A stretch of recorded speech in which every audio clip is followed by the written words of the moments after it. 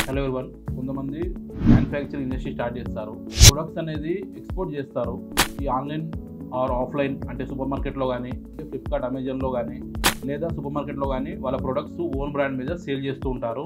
ముఖ్యంగా మనం ఈ బిజినెస్ రిజిస్ట్రేషన్తో పాటు మన ప్రొడక్ట్కి మనం మ్యానుఫ్యాక్చరింగ్ చేసేటప్పుడే ఆ ప్రొడక్ట్ మీద ఒక బార్ కోడ్ అనేది మనం ప్రింట్ చేయాల్సి ఉంటుంది. ఈ బార్ కోడ్ వచ్చేసి ప్రొడక్ట్ వెయిట్ని బట్టి, నెక్స్ట్ టైప్ని బట్టి అండ్ వేరియంట్ని బట్టి బార్ కోడ్ అనేది మనం డిఫరెంట్గా తీసుకోవడం జరుగుతుంది. So each and every product మనం బార్ కోడ్ తీసుకోవడం జరుగుతుంది. అది క్వాంటిటీ ఎంత ఉన్నా కానీ same wait, same product, same category ఉంటే ఒకటే బార్ కోడ్ అన్నిటి పనిచేస్తుంది. సో వేరియంట్ మారినా, వెయిట్ మారినా, మొత్తం మారినా కానీ మనం డిఫరెంట్ బార్ కోడ్ తీసుకోవడం జరుగుతుంది. సో కొంతమంది తెలియక ఆన్లైన్లో ఫేక్ బార్ కోడ్స్ తీసుకోవడం జరుగుతుంది. ఈ ఫేక్ బార్ కోడ్లు తీసుకోవడం వల్ల GS1 నుంచి కానీ, వేరే ఇతర ప్లాట్ఫామ్ నుంచి కానీ కస్టమర్కి నోటీసులు అనేది రావడం జరుగుతుంది.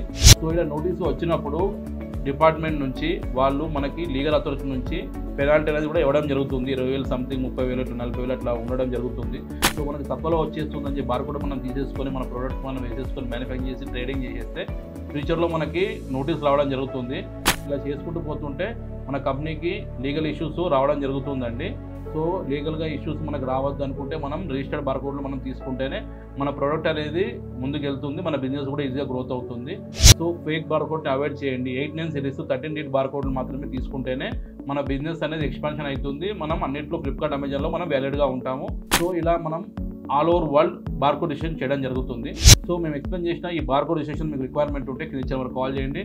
మ్యాక్స్ ద్వారా పూర్తి తెలుసుకోండి. Thank you.